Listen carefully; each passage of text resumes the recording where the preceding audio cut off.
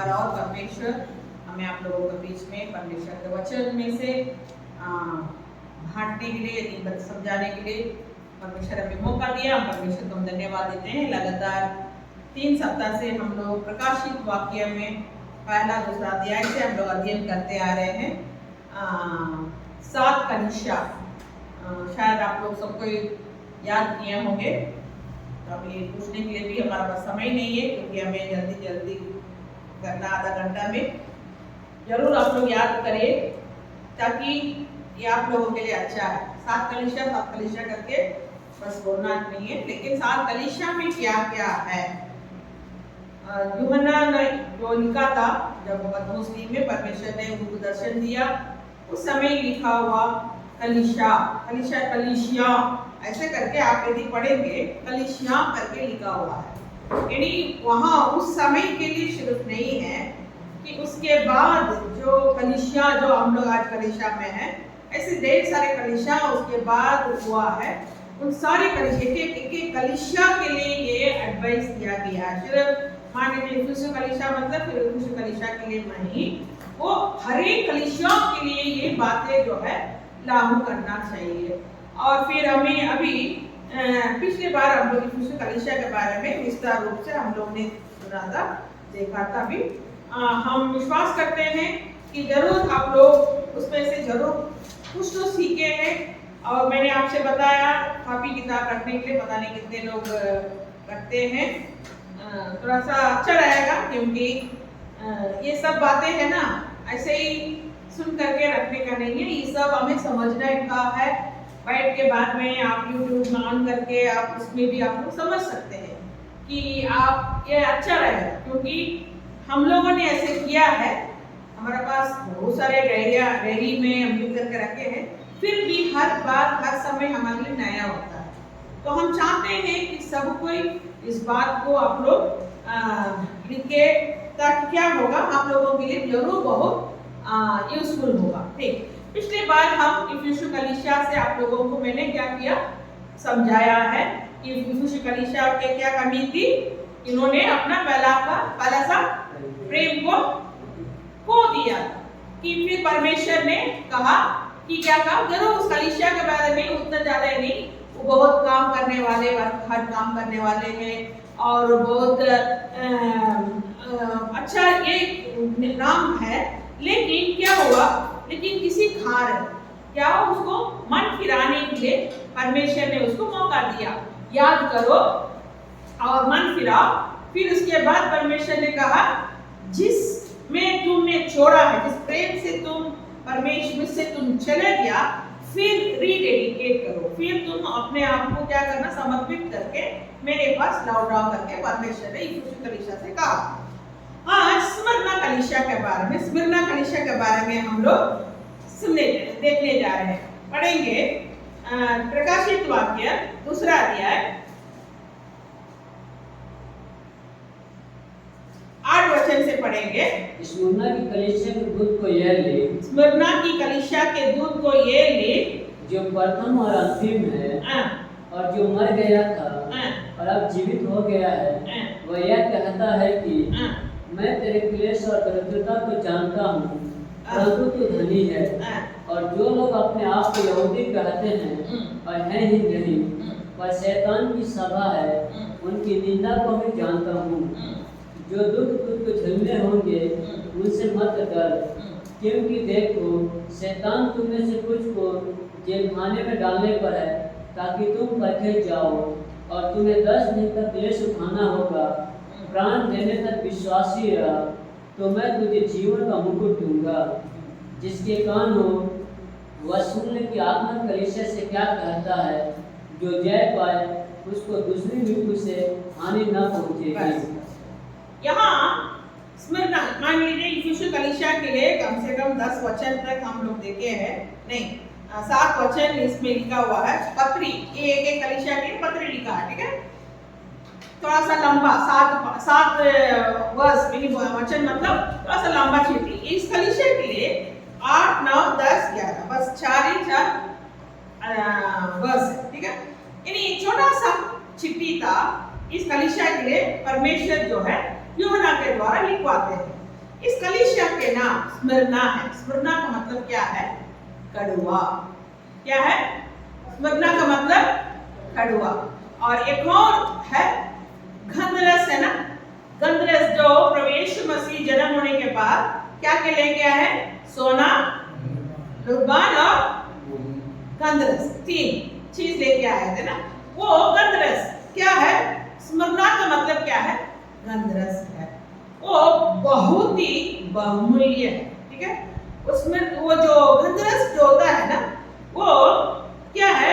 वो उसका बहुत बड़ा रोल होता है कि मान लीजिए कि मंदिरों में लोग धुआं चढ़ाते हैं ना, उसमें एक सुगंध आता था। उस सुगंध के लिए इसको डालते थे लोग। फिर प्रभु यीशु मसीह को एक पापिनी स्त्री आकर के परमेश्वर का पैर को क्या करती है? वो उस पे अपना एकदम महंगा वाला तेल को ला करके वो क्या करती है? परमेश्वर का पैर में डालती है। उसमें बहुत महंगा, वो बोलता है ना, यदि इनको मालूम होगा कि इसका क्या दाम है तो क्या करेंगे? इसको बेच करके गरीबों, क्योंकि वो बहुत महंगा चीज था। स्मिरना का मतलब वो इंग्लिश में मेड और हिंदी में गंधरस कहते हैं, ठीक है। एक गंधरस ऐसा उसका रोल है, राजाओं को अभिषेक करने के लिए वो हमेशा जो याजक जो होते हैं वो हमेशा उसका ऐसा एक टाइली जैसा रहता था, उसमें ये भेड़ का जो ये होता है ना, सिंह होता है ना, उसमें वो हमेशा रहेगा, ठीक है। उसको डाल करके क्या करेंगे? अभिषेक करते थे, ठीक है। और फिर यीशु मसीह का मरने के बाद निकोदेमुस जा करके क्या करते हैं? वो लेके जाते हैं, वो यूसुफ तो जा करके परमिशन मांग लेते हैं। निकोदेमुस उनके हाथ में इसको ले जा करके अंतिम संस्कार करने के समय इसको लगाते हैं, इस सुगंध को। आजकल भी आप लोग देखेंगे ना, कोई मर जाता है अपने में, मसीह लोगों में क्या करते हैं? सेंट डालते रहते हैं। एक तरफ वो स्मेल के लिए, दूसरी तरफ उनको एक इज्जत के लिए हम लोग करते हैं, आदत देने के लिए। ये स्मिरना का मतलब वो गंधरस है, लेकिन वो गंधरस क्या कैसे बहुत महंगा है, लेकिन उसको थोड़ा सा भी मुंह में नहीं रख सकते, इतना कड़वा है। स्मिरना कलीसिया का जीवन जो है एक बहुत कड़वाहट का जीवन है। उन लोग उन दिनों में, उस समय में उनका जीवन जो है बहुत कड़वा भरी हुई जीवन था, क्योंकि वे एक और अर्थ होता है स्मिरना का मतलब क्लेश। क्या है स्मिरना का मतलब? क्लेश। स्मिरना कलीसिया जो है कि क्लेश उठाने वाले कलीसिया। क्या कलीसिया था? क्लेश उठाने वाले। बहुत लोग कलीसिया में बोलते हैं ये कलीसिया जो है ये 10,000 लोग आते हैं इस कलीसिया में, ये ऐसा है, इस कलीसिया में वो है, इस कलीसिया में बालकनी है, इस कलीसिया में वैसे बोलते हैं। लेकिन इस कलीसिया का नाम ही क्या था? क्लेश उठाने वाले कलीसिया। उन दिनों में इफिसियों के बाद ये कलीसिया जो है बहुत क्लेश उठाया। कुछ और बात स्मिरना के बारे में बताना चाहते हैं। ये जो है स्मिरना जो है इफिसियों जो कलीसिया, जहाँ इफिसियों जो नगर था, उसमें ये थोड़ा दूरी में था। क्या हुआ? इफिसियों में एक समय ऐसा हुआ कि एक ऐसा बहुत बड़ा आंधी आया। आंधी आने के चलते क्या वो बहुत बड़ा बिजनेस सेंटर था, इफिसियों जो शहर है बिजनेस सेंटर था।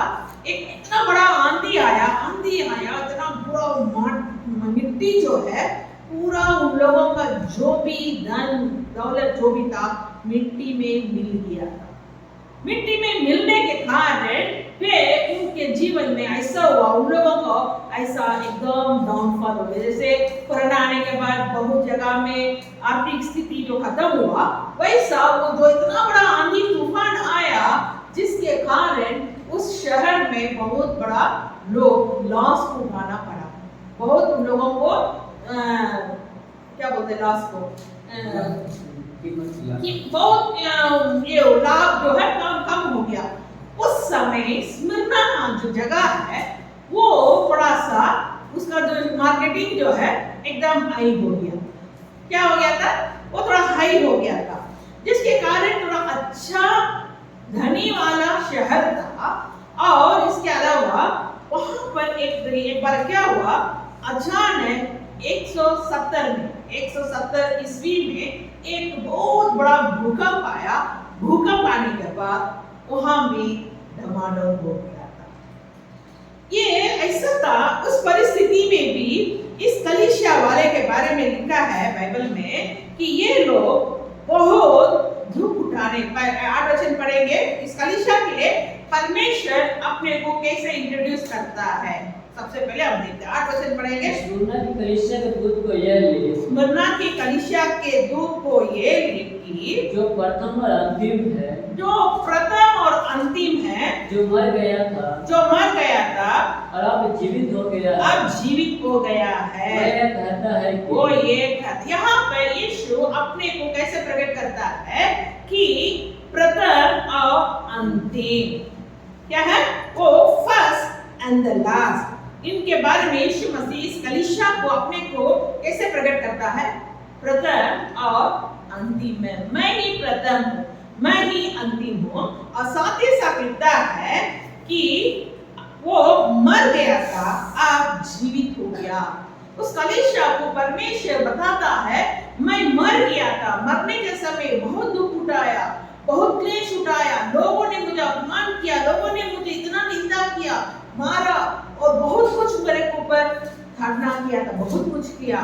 लेकिन प्रभु यीशु मसीह तीसरा दिन क्या हुए, जीवित हुए। वो उस कलीसिया, क्योंकि इस कलीसिया जो है बहुत बड़ा क्लेश में चल रहा था, लोग उन्हें इतना निंदा, इतना परेशानी, इतना दुख दे दिए थे, जिसके कारण जरूर उन लोगों के मन में, दिल में क्या हो गया था, एक जरूर दुख है, कड़वा फीलिंग था, जिसके कारण यीशु मसीह बताता है, मैं प्रथम और अंतिम है, मैं मर गया था, मैं जीवित हूँ। इसीलिए आप लोगों को डरने का जरूरत नहीं है। इन दिनों में हम देखते हैं बहुत सारे कलीसिया में ऐसा समस्या को लोग झेल रहे हैं कि ये सिर्फ स्मरणा कलीसिया में नहीं हुआ, इन दिनों में भी बहुत सारे कलीसिया में आप जाकर देखिएगा ना, लोग बहुत सारे परेशानियों को उठाना पड़ता। आज एक भाई से भेंट हुआ, वो बता रहा था कि वो बिहार में झाझा करके एक जगह में उनका घर है, वो बता रहे थे कि हमारा गांव में मुस्लिमों के लिए जीना मुश्किल है, कलीसिया चलाना मुश्किल है, हम लोगों को पास्टरों को मारते हैं, कलीसिया को बंद करा देते हैं करके वो अपने बारे में बता रहे थे। इस स्मुरना कलीसिया कब की बात है, 170 कब की ईस्वी, अभी हम लोग 20-30 महीने 2023 में है, लेकिन 170 ईस्वी के बारे में ये ऑलरेडी लोग दुख उठा चुका है। इसीलिए परमेश्वर हम लोगों को ये बताता है कि मैं प्रथम और अंतिम है, मैं मरा था लेकिन जी उठा है। इसीलिए बताते हैं, 9 वचन पढ़ेंगे। मैं तेरे क्लेश और दरिद्रता को जानता हूँ। स्मरणा कलीसिया के बारे में परमेश्वर बताते हैं, मैं तेरा क्लेश और तेरा दरिद्रता को जानता हूँ, परंतु तू धनी है। मैंने बताया ना, बहुत धनी है। यहाँ पर बिजनेस की कोई कमी नहीं है, यहाँ पर पैसा की कोई कमी नहीं है, लेकिन दरिद्रता। देखिए, आपको मालूम होना चाहिए कि बहुत लोग क्या सोचते हैं, मेरा बहुत बड़ा कलीसिया होना चाहिए, मेरा बहुत बड़ा ऐसा होना चाहिए, ये होना चाहिए, वो होना चाहिए। होना जरूरी है, ऐसा बात नहीं है उस कलीसिया में यीशु मसीह नहीं है, जरूर है, परमेश्वर ने आशीष दिया है। लेकिन ऐसे भी बहुत सारे कलीसिया है कि वहां पर लोगों को बैठने के लिए चटाई भी नहीं होता है। आपको मालूम है, बैठने के लिए चटाई भी पेड़ के नीचे, पीपल पेड़ के नीचे आराधना करता है, कोई झोपड़ी में करता है, किसी घर का छत पे करता है। बहुत लोग बहुत प्रकार के दुखों को, क्योंकि हम जानते हैं कि कैसे कैसे हम लोग 2000 में पीस करके एक मिनिस्ट्री को शुरू किए थे। उस समय सेवक लोग थे, लेकिन उन लोगों को आराधना करने के लिए कोई कलीसिया नहीं था। उन लोगों को आराधना जरूर चलाना है, लेकिन उन लोगों को आराधना करने के लिए घर नहीं था। कोई किराया घर में, कोई दुकान में, कोई ऐसा बाहर बैठ करके पेड़ के नीचे आराधना किए हुए लोगों को हम जानते हैं। बहुत दुख उठा। यहाँ पर स्मरणा के बारे में बताते हैं कि मैं तेरे क्लेश, बहुत क्लेश उठाए हैं, और लोगों को दुख भी उठाया है, बहुत परेशानी भी, लोगों ने मारा, लोगों ने उस स्मरणा में लहू बह रहा था। वैसा लोग वहां पर लोगों को प्रताड़ित किए, वैसा लोगों को तंग किए, परेशानी किए हैं। वहां पर परमेश्वर कहता मैं तेरा क्लेश और दरिद्रता को जानता हूँ। इसका मतलब ये नहीं है कि उस कलीसिया में कुछ नहीं है, जिस कलीसिया में बहुत दरिद्रता पॉवर्टी है, इसका मतलब उस कलीसिया में परमेश्वर नहीं है करके मतलब नहीं है। लेकिन ये लोग बहुत धनी है। क्यों? वे स्वर्ग में वो लोग बटोर रहा है। क्या कर रहे हैं? वे स्वर्ग में बटोर के रख रहा है कि यहाँ दुख उठाना, क्लेश उठाना, परेशानी उठाना हमारे लिए अच्छा है। इसका मतलब मैं बताती हूँ, जिस कलीसिया में बहुत दुख उठा रहे हैं, झोपड़ी है और बैठ के आराधना करने नहीं बन रहा है और छूता होगा और कई प्रकार की बातें हैं, लोग आके आप लोगों को तंग करते होंगे, परेशानी करते होंगे, मारते होंगे, गाली देते होंगे, चर्च के अंदर घुस करके आप लोगों को बाहर खींच के ले जाते होंगे। आप लोग उन लोगों के लिए परमेश्वर कहता है जरूर वो बहुत दरिद्रता में है, लेकिन परंतु तू धनी है। हालेलुया, तू धनी है। और जो लोग अपने आप को यहूदी कहते थे और वो है नहीं, पर शैतान की सभा में उनकी निंदा को भी जानता हूँ। लोग यहूदी अपने आप को यहूदी बना करके, यहूदी कह करके लोगों को क्या किया, क्योंकि यहूदी जाति मतलब वो क्या है, थोड़ा सा अपने आप को, जैसा आजकल बोलते हैं ना ब्राह्मण जात के लोग अपने आप को थोड़ा सा अपना बड़ा समझते हैं, यहूदी मतलब। लेकिन वे हो सकता उस परिवार में उन लोगों का जन्म हुआ होगा, लेकिन अपने आप को यहूदी बना करके वे क्या करते थे, ऐसे ऐसे लोगों को, कलीसिया को परेशान करते थे। 10वां वचन पढ़ेंगे। जो दुख तुझको झेलने होंगे उनसे मत कर। हालेलुया। कि जो दुख, देखिए हाँ हो सकता है हम लोग आराधना में अच्छा से हम लोग आराधना कर सकते हैं, खुशी से कर सकते हैं, लेकिन ऐसे भी समय आ सकता है कि लोग हमें घुस करके हमें परेशान कर सकते हैं। बहुत सारे, जैसे आप थोड़ा सा हम अपना क्षेत्र में थोड़ा सा देखिएगा, हम लोग जहाँ से आए हैं वहां पर कितने कलीसिया, आज कल एक भाई से, एक सेवक से, मिशनरी से भेंट हुआ। वो बता रहे थे कि वो उनके पास कुछ सेवक लोग हैं, उनको सेवकाई कर रहे हैं उड़ीसा में। वो अपनी पत्नी अचानक उनको बीमार हो गई। बीमार होने के कारण वहां पर वहां हॉस्पिटल को दिखाने के लिए वो डर गई थी। क्यों मालूम है? एक महीना के पहले उनके एक सेवक का पत्नी को बच्चा होने वाला था। वो बच्चा होने वाला था, एक वहां पर कोई जगह में ले जा करके भुवनेश्वर में उनको एडमिट किया। एडमिट करने के बाद हम लोगों को मैसेज भेजी, दीदी वो बहुत सीरियस है, प्रार्थना की। जरूर हम लोगों ने प्रार्थना किया, लेकिन बाद में क्या हुआ मालूम है? बच्चा पेट में मर गया, बचा नहीं सका, बच्चा मर गया। जिसकी मारी मिशनरी की पत्नी बोलने लगी, यदि हम वहां पर आएंगे मेरे भी कुछ हो सकता है। एक भाई का सेवक का पैर टूट गया, तो हॉस्पिटल में ले गए। वही उड़ीसा के बारे में हम बता रहे हैं। वहां ले गए हॉस्पिटल में कि उनका पैर टूट गया, ऐसा हो गया था पैर। तो क्या हुआ, अभी उनको इसको ऐसे करके उसको क्या करना है, अभी पैर को सीधा करना चाहिए। ऐसा उसकी इलाज होती है, कुछ ये रॉड करके ऐसा कर दिया, इसको काट के ऐसा जान कर दिया। अभी कितना हो गया, आधा इंच उनका पैर। दीदी वैसा चलता है। इसको देख करके मेरी पत्नी ने कहा कुछ भी हो जाए, हाँ हम क्या करेंगे, हमें चेन्नई ले जाइए, तमिलनाडु ले जाइए हम, लेकिन यहाँ मैं नहीं रहूंगी, यहाँ मेरा इलाज होगा, कुछ भी हो सकता है। इसीलिए यहाँ उस सेवक को कितना दुख बोल रहा था कि बहुत दुख के साथ, बहुत परेशानी के साथ अपने पत्नी को फ्लाइट से लेके आया। फ्लाइट में आने के बाद क्या हुआ, उनका जो ऑक्सीजन का लेवल 45 बहुत कम, क्योंकि कुछ दिन के पहले उसको पिताजी का मृत्यु हुआ, यानी सेवक का 50 लेवल हुआ था उसका पिताजी का। उनके अंदर डर हो गया। तो छोटा छोटा बेटी, एक लड़की 10वां में पढ़ रही, एक लड़की 6वां में पढ़ रही है। पहली बार उन लोगों को किसी हॉस्टल में नन सिस्टर लोगों के साथ छोड़ करके वो क्या किया, अपने पत्नी को लेकर के फ्लाइट से आया। फ्लाइट में आने के बाद ऐसा लग रहा था कि बचेगी नहीं। फिर मुश्किल से वो लोग कैसे तो बैंगलोर में आ गए। बैंगलोर से इनको आगे जाना था, लेकिन बैंगलोर वहाँ एयरपोर्ट के अंदर वहाँ एक हॉस्पिटल है, वहाँ इलाज हुआ, 49 हो गया था उसको ऑक्सीजन में। थोड़ा सा सोचिएगा, वो डर गया था। फिर वो लोग उसको इलाज करने के लिए जो मुंह पे ये लगा हुआ था ऑक्सीजन, उसको जैसे निकाले हक बखा के बस आंख के सामने अपने पत्नी का प्राण जाने जाने जैसे दिख रहा था। फट से वो बोला तुरंत उसको लगा दीजिएगा मेरे पत्नी। कैसे कैसे तो फिर 55 हुआ, फिर कैसे कैसे राते राते करके एक हॉस्पिटल बैप्टिस्ट करके वहां लेके गए। अभी वो आईसीयू में। मेरे कहने का मतलब वो कहता है कि हमको समझ में नहीं आ रहा, मैं तो सेवा कर रहा हूँ, मैं तो अपने सब कुछ छोड़ करके मैं प्रभु के लिए, मैं वो तो रहने वाला त्रिची का, ये तमिलनाडु के रहने वाले, लेकिन वहां जाकर सेवा कर रहे हैं। लेकिन एक इलाज करना भी मुश्किल है, क्योंकि डर लगता है कभी भी कुछ भी हो सकते हैं, हमारे पति की कुछ भी हो सकती है दीदी। इसीलिए मैंने सोचा कोई बात नहीं, पैसा होगा जाएगा तो जाएगा, लेकिन लेके आ गया मैं करके। मैंने कहने का मतलब स्मरणा कलीसिया में भी लोग बहुत दुख उठाया, बहुत परेशानी उठाया, लोगों को सेवा करना मुश्किल है, खून वहां पर एकदम बह गया, कारण बहुत मिशनरियों पैसा और सेवकों को मार के गिराया हुआ है। परमेश्वर कहता है जो दुख तुझको झेलना होंगे उनमें मत डर। जो दुख हमें झेलना होगा, परमेश्वर कहता है हमें डरने की जरूरत नहीं है, क्योंकि सब होगा। हाँ, इन दिनों में जो भी हो रहा है सब होगा करके परमेश्वर ऑलरेडी बता चुका है।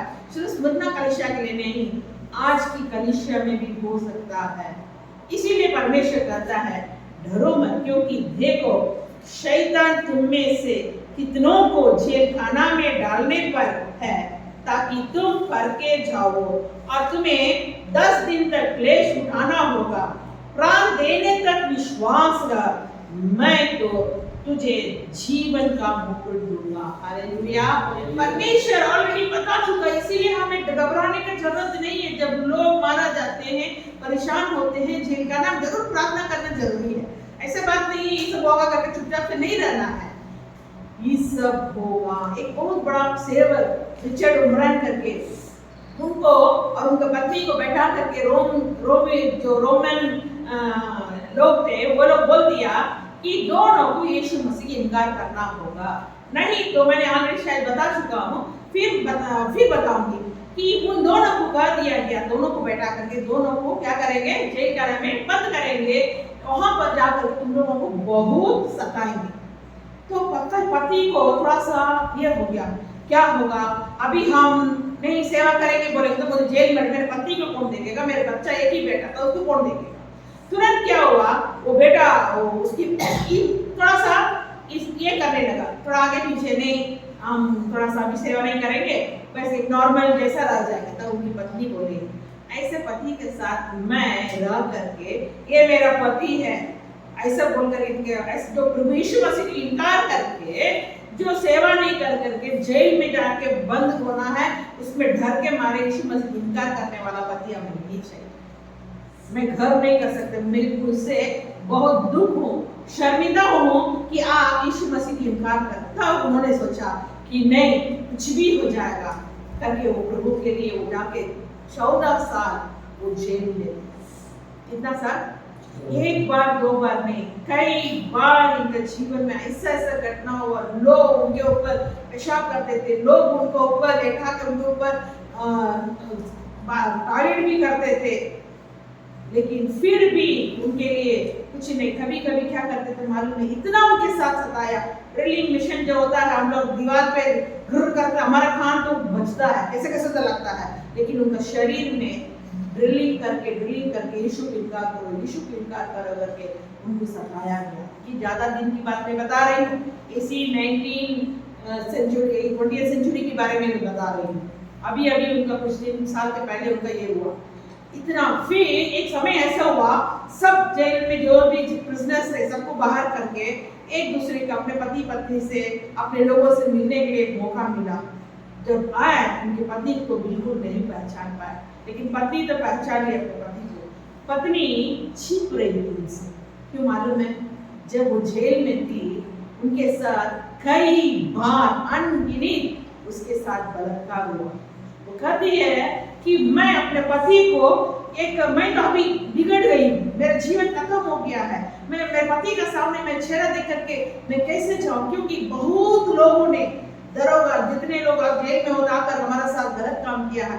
मैं अपने पति के साथ एक अच्छा स्त्री अभी नहीं हूँ, क्योंकि मेरा शरीर मेरे लिए जो है खत्म हो चुका है। कई लोग हमें बर्बाद कर दिया है, इसीलिए मैं प्योर नहीं हूँ, आई एम नॉट प्योर। इसलिए मैं अपने पति को चेहरा नहीं करती, क्योंकि उसका पत्नी को चेहरा को नहीं पहचानता। उसका बेटा बाहर रोड में घूम रहा है, कोई मिल गया तो खा लेगा, लेकिन एक समय ऐसा हुआ उसके बेटा ने मम्मी से मिलने आया, पहचान नहीं पाया। उसके बेटा ने, माँ आप हमारा बारे में चिंता नहीं करो, कुछ भी होगा, मर भी जाएंगे, कोई बात नहीं, मेरे देखने वाला परमेश्वर वो हमें संभालेगा। ऐसे क्लेश उठाने वाले अभी भी लोग हैं। थोड़ी मोड़ी समस्या हो जाने के बाद हम इतना बड़ा अपने आप को क्या हो जाते हैं, बड़ा समझ कर कि इसी छोटा बातों को इतना बड़ा बना लेते हैं। लेकिन ऐसे लोग अभी भी प्रभु के नाम के लिए दुख उठाते हैं, तो हम कहाँ के लिए? हम यहाँ पर परमेश्वर जो दुख तुझको झेलना होंगे उनमें मत डर, क्योंकि देखो शैतान तुम में से कितनों को जेल खाना में डालने पर है, ताकि तुम पर के जाओ।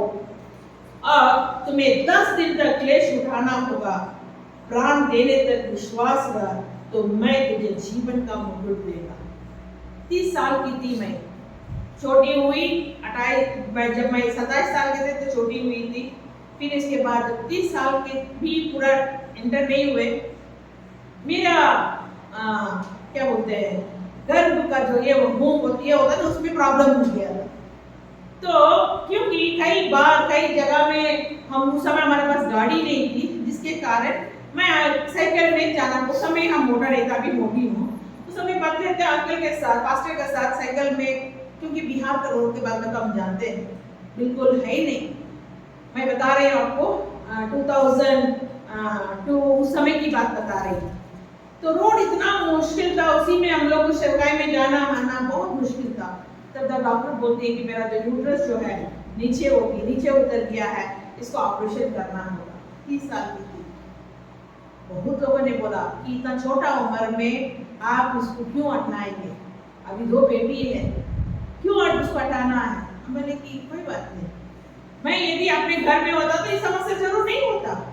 अच्छा है यहाँ पर टिकट नहीं है, सब कुछ हमारे लिए पक्का है, लेकिन वहाँ प्रभु के लिए कोई बात नहीं, हमारे लिए कुछ नहीं है करके मैंने डॉक्टर बोला यदि इसको अभी ऑपरेशन नहीं करें तो कैंसर हो सकता है। कैंसर होगा तो उसके बाद क्या होगा आप तो जानेंगे, अभी जिंदगी भर अपने बाल बच्चों के लिए माँ बन के नहीं रह पाएंगे, फिर खत्म हो जाएंगे। तो मैंने बोला ठीक है प्रभु, ये आपके लिए कुछ नहीं, आप हमारे लिए लहू बहाया, ये हमारे लिए कुछ नहीं, मैं इसको सेवाएं में आने के कारण इसको देने के लिए मेरे लिए कुछ नहीं करके मैं अपने जगह से करीब 700 किलोमीटर रॉबर्ट्सगंज करके एक जगह है, 2-3 ट्रेन बदल करके हमें वहाँ जाना पड़ा। जा करके वहाँ मेरा ऑपरेशन हुआ। फिर 12 दिन के बाद फिर उधर से मैं फिर बिहार आया। बिहार आने के बाद फिर कुछ दिन के बाद फिर सेवा कार्य करना शुरू की। मेरे कहने का मतलब कि परमेश्वर के लिए दुख उठाना, सेवकाई के लिए सेवकाई करने में कई बार ऐसा समस्या होता था। अंकल हमें पास्टर हमें बोल के जाते थे मेरा चेहरा अच्छा से देख लो, फिर मैं लौट के आऊंगा कि नहीं है, कि हमारा कोई गारंटी नहीं है। मैं जब तक वो घर पे लौट के नहीं आते थे मैं बैठ के प्रार्थना करती थी परमेश्वर तेरे दास को संभाल, क्योंकि वहाँ 5-6 बजे के बाद लोगों को चलना मुश्किल है। उतना भयानक जगह था कि लोगों को वहां पर चलना मुश्किल है, वहां पर जानवर जैसे आदमियों से भेंट हो सकता। कई बार मैं घर पे बैठने के समय ढोंग करके साउंड आता था, बंदूक उड़ाने से कैसे साउंड आता था। हम घर जाते थे, हम इनसे पूछते थे कि क्या हो रहा है, ये बोलेंगे कुछ नहीं है, कुछ नहीं, ऐसे कुछ हुआ ऐसा करके। अगला दिन जब पता चलता है कि हमारा घर के सामने हमारा घर का पीछे ऐसे लोगों को बंदूक से मार करके चले गए। ऐसे कई बातों को हम बता सकते हैं। मेरे कहने का मतलब कि परमेश्वर इन सारी बातों को देखने के लिए परमेश्वर ने कहा दुख को देख करके, परेशानी को देख करके तुम्हें हटना नहीं, सब होगा लेकिन घरों में मैं तुम्हारा साथ हूँ। हालेलुया।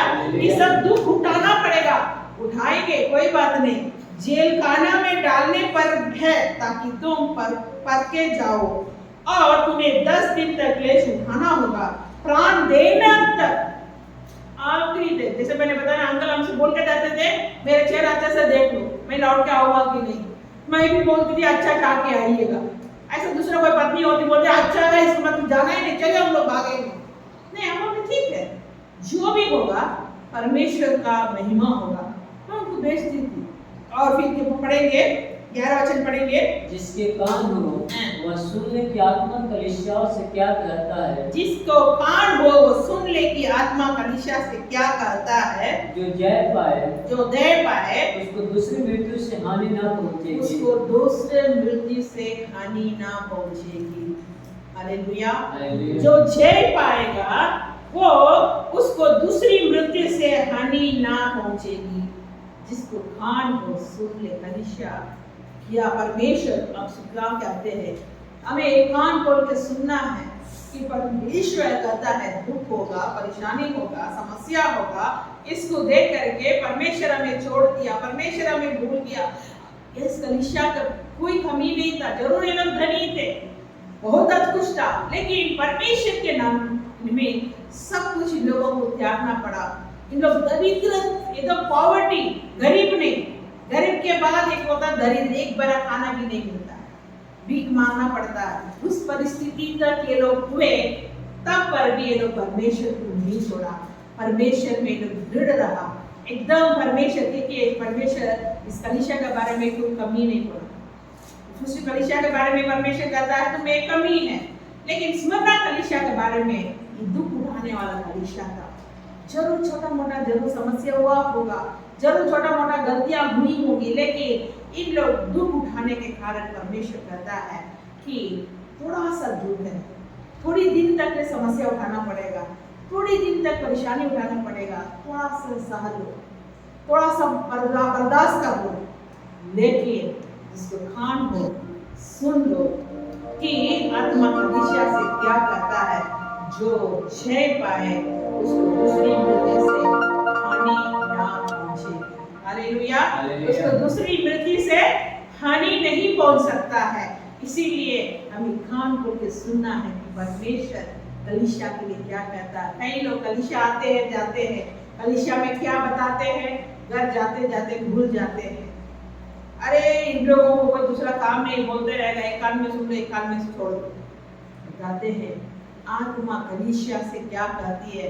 जिसको कान हो कान खोल के सुन लो।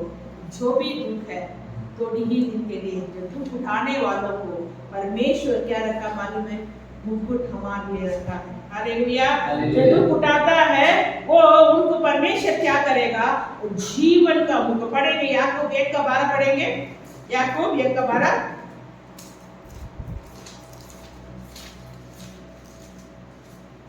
धन्य है वह मनुष्य जो परीक्षा में स्थिर रहता है, क्योंकि वह खरा निकल कर जीवन का वह मुकुट पाएगा जिसकी प्रतिज्ञा प्रभु ने अपने प्रेम करने वालों से की है। हालेलुया।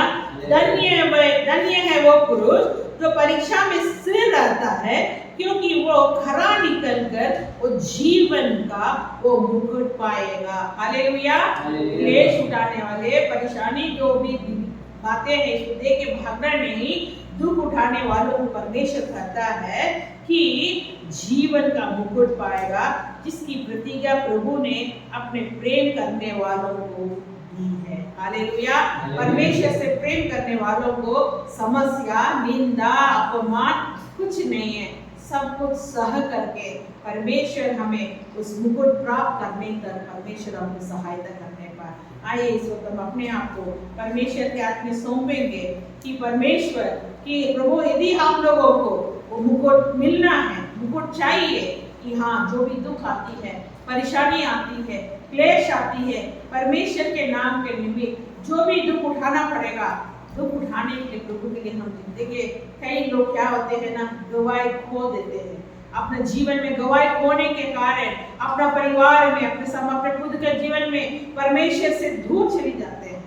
कई बार ऐसे बातें हम लोगों को आएंगी, हमें देखने वाले कहना है एक मसीह परिवार है, ये मसीह लोग है, इन लोगों का जीवन के द्वारा हम प्रभु के पास आए। ऐसा ना हो कि आपका जीवन को देख करके लोग कई फीट दूर ना चले जाए।